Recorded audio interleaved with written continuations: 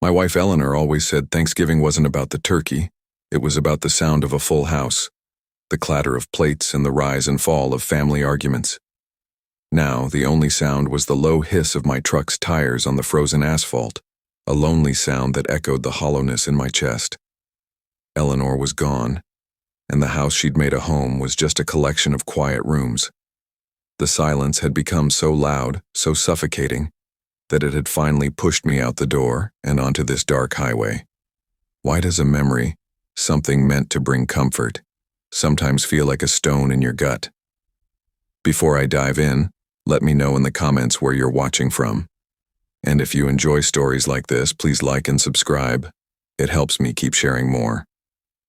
My daughter Amelia had made her wishes clear a week ago, her voice tight and cool over the phone. "We just need some space this year, Dad. It's our first Thanksgiving with Mark's parents. It's complicated." Complicated. That was the word she used to erase 30 years of tradition, 30 years of me carving the turkey at the head of the table. I told her I understood, but the lie tasted like ash in my mouth. For a week I wrestled with her words, but the image of my grandson, Leo, his bright 8-year-old face kept pushing back. He wouldn't understand complicated. He would just see an empty chair where his grandpa was supposed to be. So here I was, a trespasser driving toward his own family, the gift I'd bought for Leo cold on the passenger seat beside me. The truck's heater was blasting, but a different kind of chill had settled deep in my bones, a cold that came from the inside out. What would you do if your own child told you to stay away on a day like this? I killed the engine a block away from their house, the sudden silence making my ears ring. Amelia and her new husband had bought a place in one of those new developments where every house looked identical, perfect rows of beige siding and pristine lawns. Theirs was the one blazing with light, a picture postcard of holiday warmth against the deep, frigid blue of the twilight. I could see silhouettes moving behind the big bay window. Laughter, wine glasses raised in a toast, the easy comfort of a family that felt complete without me. The sight should have hurt, and it did, but a strange, calm dread was washing over me, cold and slow. I just needed to see him. Maybe I'd just leave the gift on the porch. A silent message that his grandpa hadn't forgotten him. I got out of the truck, the 15-degree air hitting my lungs like a punch. The wind was sharp, carrying the faint, savory scent of roasting turkey and stuffing from the house. A smell that had always meant home, but now felt like a locked door. As I walked, my boots crunching on the frost-hardened grass, my eyes scanned the manicured lawn, the perfectly hung wreath on the door. And then I saw it. A shape, small and huddled by the curb next to the mailbox. It was so still I almost mistook it for a discarded pile of laundry or a piece of lawn furniture left out by mistake. But it wasn't. It was a child. My heart seized. I moved closer, a terrible, icy certainty creeping up my spine. It was Leo. He was sitting on the frozen curb in just a thin t-shirt and shorts, his bare legs tucked up to his chest. His arms were wrapped around himself, his small body trembling in a violent, uncontrollable shiver. His skin was a pale, mottled blue under the harsh glare of the streetlight, his lips drained of all color. He wasn't crying. He was just staring at the warm, glowing house, his face a blank mask of misery. I felt the world tilt on its axis. The sounds of the party inside, the music, the laughter, seemed to mock the silent, shivering boy outside. I knelt in front of him, my own breath catching in my throat. "Leo?" His head lifted slowly, and his eyes, when they met mine, were dull and empty. There was no spark of recognition, no surprise, just a vast, hollow ache that swallowed me whole. I reached out to touch his arm, and it was like touching a block of ice. As I pulled him to his feet to wrap him in my own thick coat, my hand brushed against his shorts pocket. I felt a small, crumpled piece of paper inside. My fingers, numb from both the cold and the shock, fumbled to pull it out. Under the stark light, I unfolded it. It was a child's drawing of a turkey with a big red X through it. and scrawled beneath in shaky block letters were 6 words that stopped my heart cold. Eleanor used to say that a child's hands were the most honest things in the world. She'd watch Leo back when he was a toddler, his chubby fingers tracing the patterns on a tablecloth or closing tightly around my thumb. She said you could see a whole story in them. A memory of her surfaced so sharp and clear it felt like she was sitting right beside me in the truck. It was Leo's first Thanksgiving at the big table, and Eleanor was patiently showing him how to fold a napkin, her gentle hands guiding his clumsy ones. The warmth of that memory was a stark, cruel contrast to the piece of paper I now held in my own trembling fingers. The note wasn't a napkin, and the story it told was a nightmare. What happens when the hands that are meant to protect a child are the ones that leave them out in the cold? I carried Leo back to my truck, his small body feeling unnervingly light, like a bird with hollow bones. He didn't fight. He didn't speak. He just let himself be lifted, his head lolling against my shoulder. I got him into the passenger seat and blasted the heat, the vents roaring to life in the oppressive silence. I stripped off my coat and wrapped it tightly around him, then took off my gloves and began rubbing his hands, trying to force life back into the frozen, pale flesh. His skin was waxy, unresponsive. His teeth chattered a frantic, silent rhythm against his jaw. I kept my eyes on him, watching for any flicker of the boy I knew, but he was gone. In his place was a stranger, a ghost with my grandson's face. I finally looked down at the crumpled note again, smoothing it out on the dashboard. I will not eat the turkey. 6 simple words in a child's unsteady scrawl. It wasn't defiant. Looking at it, I knew my grandson. This wasn't a tantrum. It was a declaration. This was a line he had drawn for a reason he couldn't or wouldn't explain. A cold, heavy certainty settled in my gut, displacing the initial shock. This wasn't a misunderstanding. This was punishment. My daughter, my Amelia, she knew how much Leo loved Thanksgiving. He loved the mashed potatoes, the weird gelatin salad Eleanor used to make, the ritual of it all. He wasn't a picky eater, not in a way that would ever warrant this cruelty. My gaze shifted back to the house, to the warm, inviting glow of the dining room window.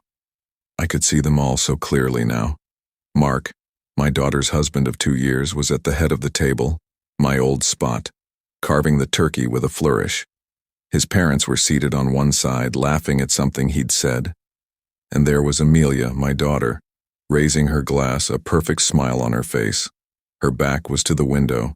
Her back was to her son. Do you think a mother could really be blind to this? Or was she just choosing not to see? A memory, ugly and dark, pushed its way forward.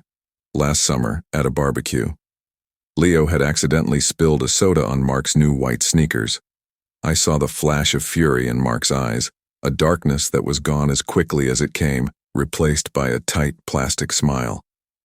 He had gripped Leo's shoulder, his knuckles white, and said, "We need to learn about consequences, don't we, champ?"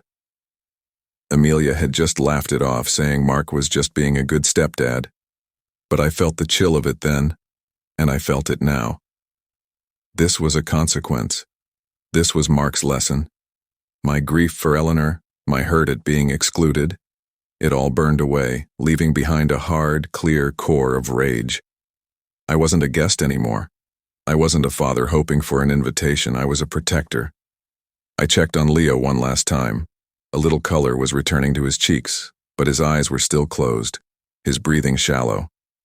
I pulled the coat tighter around him and locked the truck. Every step toward that house was deliberate. The crunch of my boots on the frozen ground was the only sound in my world, a rhythmic beat counting down to a reckoning. The laughter from inside grew louder, clearer. I could hear Mark's booming voice, the delicate chime of his mother's laugh. The sound of their happiness was a physical thing, a wall I had to push through. I reached the front porch, its cheerful welcome mat a bitter irony. Through the decorative glass of the front door, I saw the scene in perfect, sickening detail. They were a family, whole and content. Mark leaned over and kissed Amelia's cheek, and in that moment, I knew I wouldn't be knocking. I balled my hand into a fist, feeling the joints crack in the cold, and drew my leg back. But just as I braced my body to shatter that perfect picture, the porch light flickered on, blinding me for a second. The doorknob twisted from the inside. The door swung open and Mark's mother stood there, a plate of scraps in her hand. Her polite socialite smile froze on her face as she saw me. Her eyes widened, a flicker of confusion turning to alarm. She opened her mouth to speak, but no words came out. Grief has a sound. For the last year, it had been the oppressive silence in Eleanor's half of the closet, the absence of her humming in the kitchen. But standing on that porch, staring into the face of my son-in-law's mother, I heard a new kind of grief. The sound of a future shattering. It was the sharp intake of her breath, a tiny whistling gasp that was drowned out by the manufactured joy spilling from the dining room. Her eyes, wide and startled, weren't just seeing a stranger. They were seeing a problem, an unwelcome variable in her perfectly calculated evening. She was holding a plate of turkey scraps, meant for a dog they didn't even own. The irony was so bitter it almost made me laugh. My grandson was freezing to death on the curb and she was about to throw a feast to the frost. What does a person's face look like in the moment before their world cracks open? I saw it on hers. The polite smile faltered, her painted lips twitching. She clutched the plate tighter as if it were a shield. "Can I help you?" she finally managed, her voice a thin, brittle thing. The warmth from the house washed over me, carrying the rich scent of gravy and rosemary, a smell that now turned my stomach. Behind her, I saw Mark glance toward the door, his brow furrowed with annoyance at the interruption. His eyes met mine over his mother's shoulder. There was no surprise in his gaze, no confusion. Just a flash of cold, hard recognition, followed by a flicker of pure, unadulterated fury. He knew. He knew Leo was out here. And he knew I was the one person who would not let it stand. The silence on the porch stretched for a heartbeat, a tense, humming wire. I didn't answer his mother. I didn't need to. My answer was for him. I just held his gaze, letting the cold fury I felt travel across the space between us. I saw the muscles in his jaw tighten. He placed his wine glass down on the table with a sharp click, the sound cutting through the low murmur of conversation. He was getting up. His mother, sensing the shift, took an involuntary step back, bumping into the doorframe. "Mark, dear, there's a man here," she started, her voice trembling slightly. But I wasn't a man. In that moment, I was something more primal. I was a grandfather. I was the keeper of promises I had made to my wife and to the small boy now huddled in my truck. I took a deliberate step forward, crossing the threshold without an invitation. The woman scurried out of my way like a frightened mouse. The warmth of the house was a physical shock, the sudden change in temperature making my skin prickle. The cozy scene I had witnessed from the outside now looked grotesque. The gleaming silverware, the perfectly browned turkey, the crystal glasses filled with red wine. It all looked like props on a stage set for a horror play. The other conversations died one by one as I walked toward the dining room, my wet, dirty boots leaving dark prints on the polished hardwood floor. Mark's father, a soft-looking man with a neatly trimmed mustache, lowered his fork, his eyes wide with alarm. But it was Amelia, my daughter, whose reaction broke what was left of my heart. She stood up, her hand flying to her throat, a napkin falling from her lap. Her face, which had been glowing with a happy flush from the wine and the warmth, turned a sickly, ashen white. "Dad?" she whispered, the word barely audible. Her eyes darted from my face to the open door, then back again. A dawning horror crept into her expression. She knew. In her soul, she knew why I was there. Did you ever have a moment where you look at someone you've loved your whole life and realize you don't know them at all? That's what I felt looking at my own child. I stopped at the edge of the dining room, the festive table separating me from them. Mark stood opposite me, his hands now balled into fists at his sides. He was taller than me, broader, younger. He radiated a coiled, aggressive energy. He was a man used to getting his way, a man who saw consequences as tools for control. "You weren't invited," he said, his voice low and menacing. Each word was a carefully placed stone, meant to build a wall between me and his perfect family. I ignored him. My focus was on Amelia. I held her gaze, my own eyes burning. I wanted her to feel the weight of my presence, the weight of her failure. I let the silence hang in the air, thick and suffocating. Let them feel the cold I had just come from. Let them wonder. I reached into my pocket, my fingers closing around the crumpled piece of paper I had taken from Leo's shorts. The texture of it, the childish folds, grounded me. This was real. This was happening. I pulled it out slowly, deliberately, and held it up for them to see. I didn't have to smooth it out. They could all see the crude drawing of the turkey, the angry red X slashed through it. They could all see the shaky letters. Mark's face hardened into a mask of stone. Amelia's eyes filled with tears, her bottom lip trembling. She took a half step toward me. "Dad, please. Let's not do this here." "Here?" I finally spoke, and my voice was a stranger's, a gravelly, raw sound I didn't recognize. "Where is here, Amelia? In this warm house? At this full table?" I took another step, my hand still holding the note out like an offering or an accusation. I let my eyes drift over each of them, the stunned in-laws, the furious husband, the crumbling daughter. Then I let the note fall from my fingers. It fluttered to the pristine floor, a tiny white flag of surrender from a boy they had abandoned. I looked directly at Amelia, and I said the 6 words that had been burning in my throat since I saw my grandson shivering on that curb. "Your son is outside and freezing to death." The words left my mouth and hung in the warm, festive air like shards of glass. There was no rage in my voice, no shouting, just a dead level calm that was far more terrifying. The silence that followed was absolute. The soft Christmas music playing from a speaker in the corner suddenly sounded obscene. The ticking of a grandfather clock in the hallway became a slow, deliberate countdown. I watched their faces, a gallery of shock and disbelief. Mark's father dropped his fork, the clatter against his plate unnaturally loud. His wife's hand, still clutching the plate of scraps, flew to her mouth, her eyes wide with a dawning, second-hand shame. But my focus was locked on Amelia and Mark.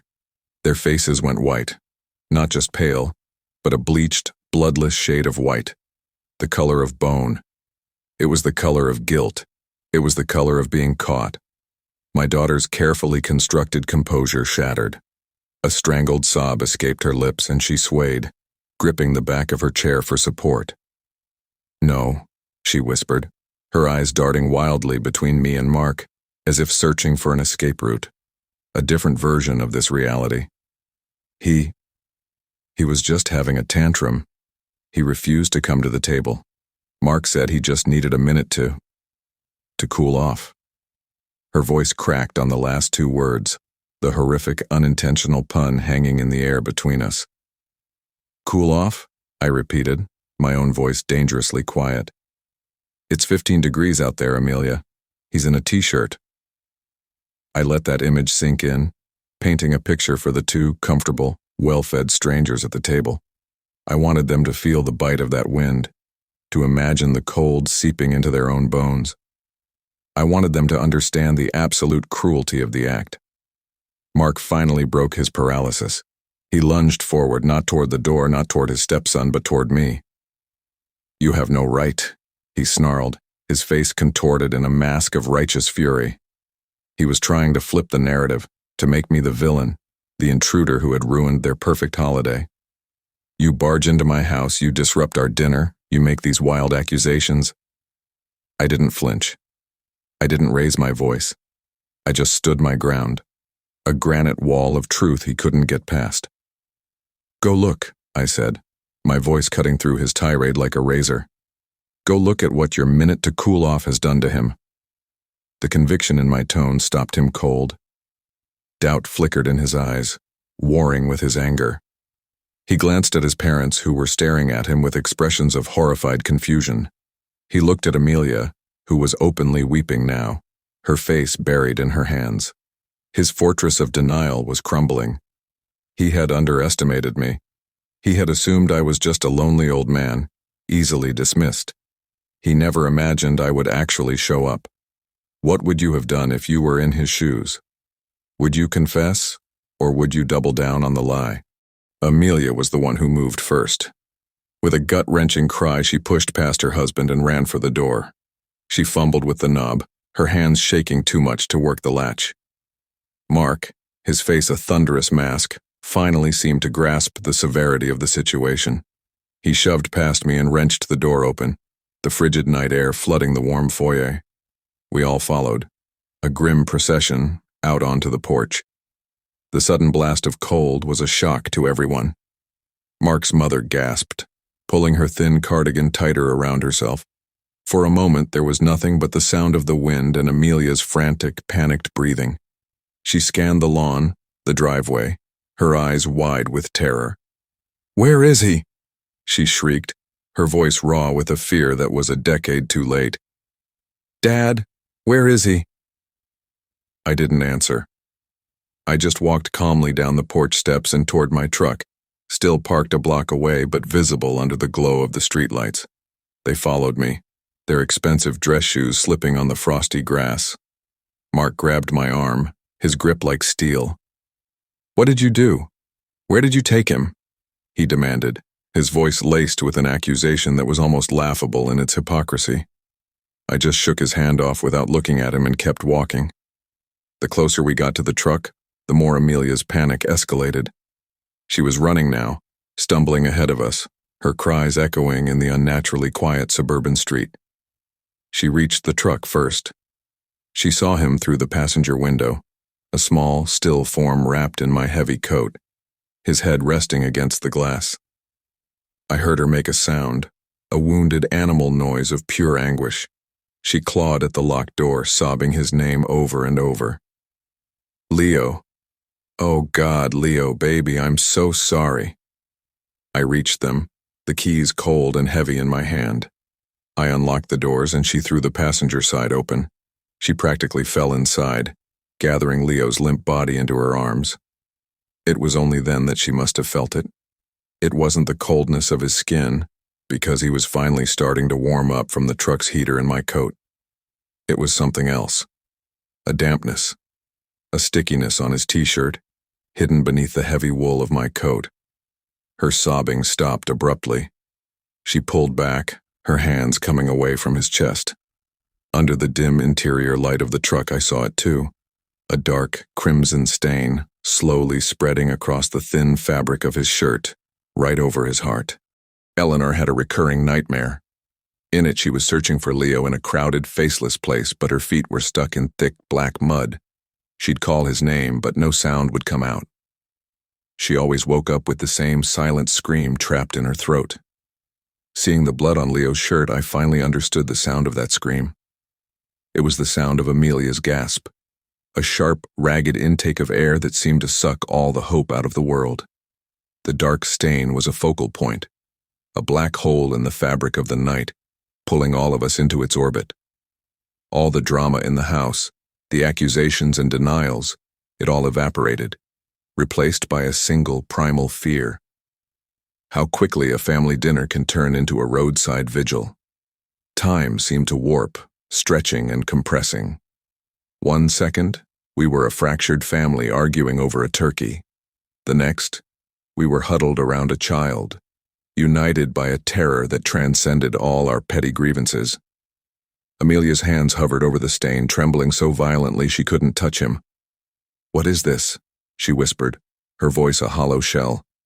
"Dad, what is this?" Her eyes, wide and pleading, found mine. She wasn't seeing an accuser anymore. She was seeing her father, the one person who had always fixed things, from scraped knees to broken toys. But this was a break I didn't know how to fix. Mark, for the first time, looked truly afraid.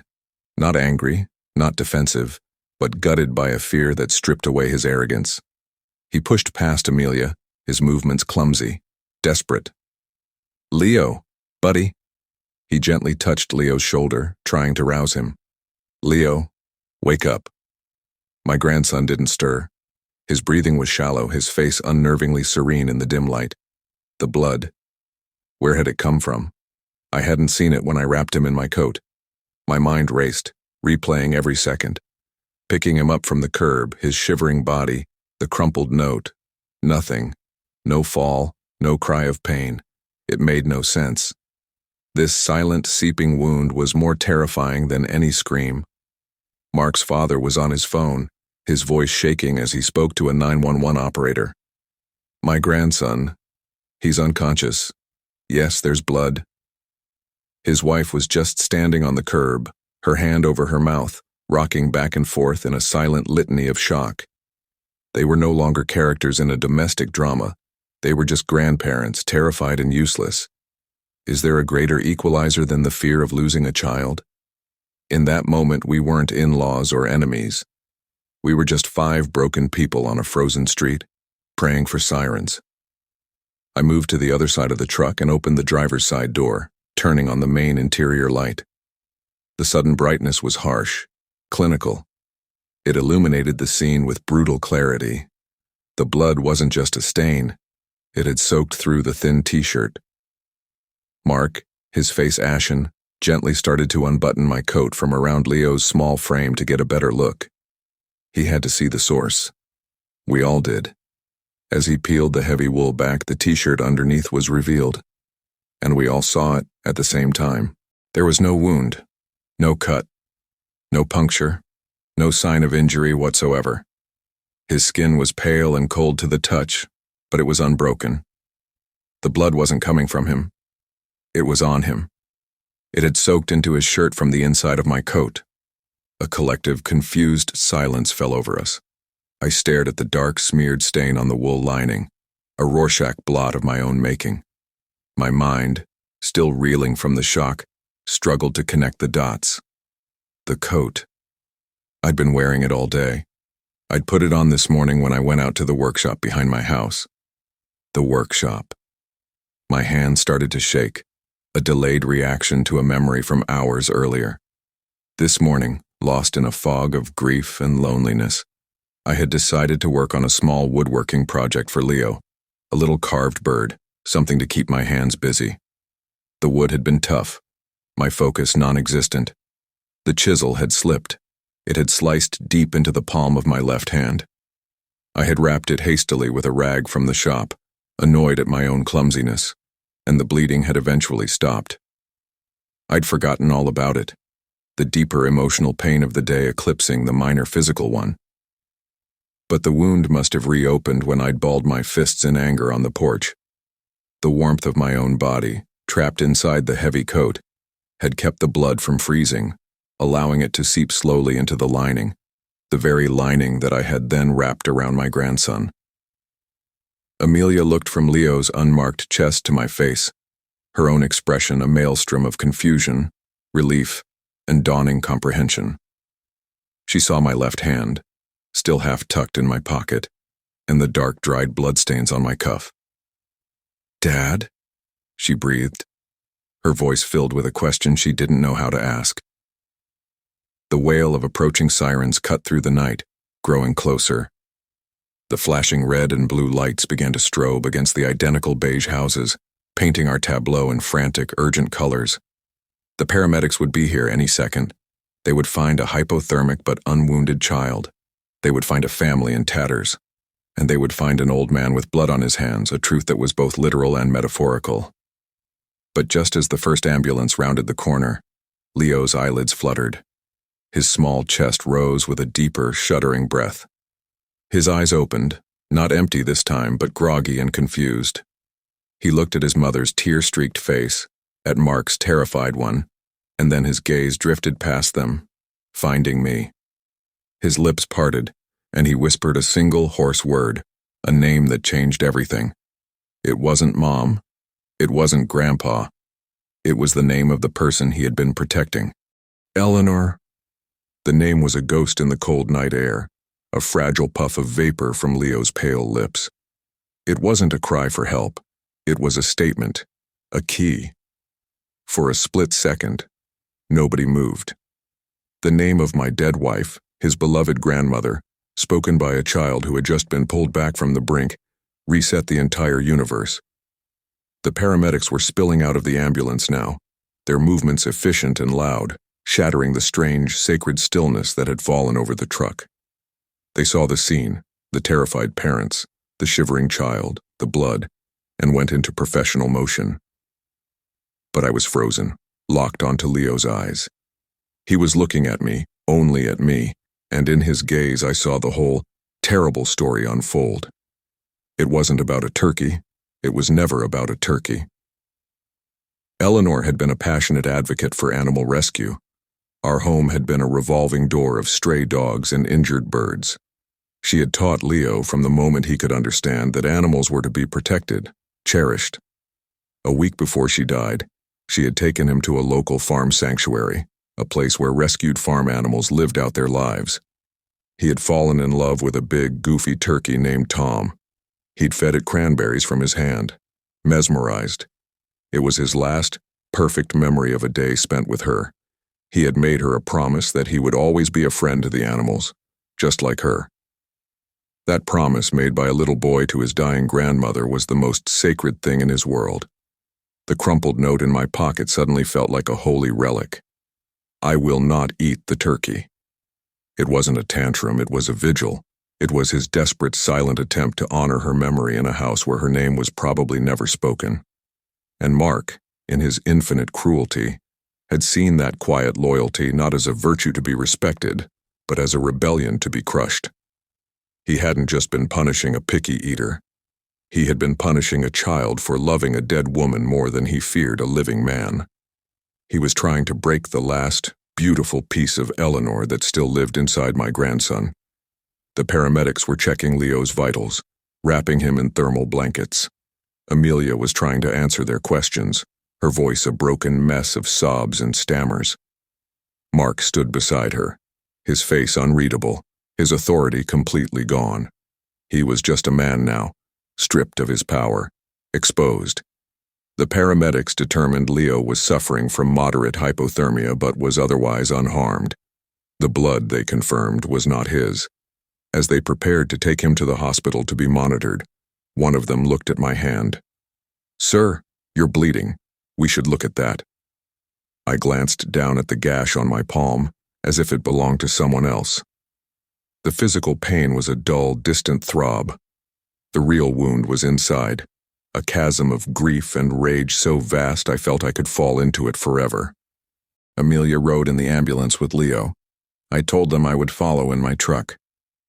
As I watched the flashing lights recede down the street, Mark and his parents were left standing with me on the curb.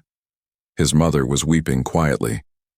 His father just stared at the house, at the warm lights and the festive table, as if seeing it for the first time as the empty, heartless place it truly was. Mark finally turned to me. The fury was gone, replaced by a hollow, desperate look. "I didn't know," he said, the words pathetic and weak. "I didn't know it was about his grandmother. I thought he was just being difficult." I looked at him, at this man my daughter had chosen, and I felt nothing but a profound and weary pity. He didn't see people. He saw challenges to his authority. He didn't see love. He saw weakness. He was a hollow man. "It doesn't matter what you knew," I said, my voice as cold and hard as the frozen ground beneath my feet. "You saw a child, and you put him outside in the dark to freeze. The why of it doesn't change the what of it." I got into my truck without another word and followed the ambulance, leaving him and his perfect, ruined Thanksgiving behind. At the hospital, after Leo was settled in a warm room, sleeping soundly with an IV in his arm, Amelia and I sat in the sterile, buzzing quiet of the waiting area. She wouldn't look at me. She just stared at her hands, twisting the wedding ring on her finger. "I let it happen, Dad," she whispered, the confession tearing out of her. I saw him getting stricter with Leo. I saw the look in his eyes, But I was so afraid of being alone again after Mom. I thought I was choosing a family. I thought I was choosing stability for Leo. She finally looked up, her eyes swimming in a grief that was now a decade old. But I chose a cage. We sat in that silence, letting her truth settle between us. I didn't offer empty comforts. I didn't tell her it would be okay. I just sat with her, a father again, sharing the weight of her terrible, heartbreaking choice. The real betrayal wasn't a plate of turkey. It was the slow, creeping compromise that allows cruelty to take root in a home. It's the fear that makes you silent when you should scream. True family isn't found in a perfect house or at a festive table. It's found in the quiet promises we keep to the ones we've lost, and in the ferocity with which we protect the ones who are still here. I learned that night that a home is not built with walls, but with unconditional love. And when that love is gone, you have to be willing to kick the door down to save the people trapped inside. I'm taking Leo home with me when he's discharged. He will not be going back to that house. Tell me in the comments, do you believe a person like Mark can ever truly change? Or is a cruelty like that a part of who they are? And what would you have said to Amelia in that hospital waiting room? Thank you for being a part of this story.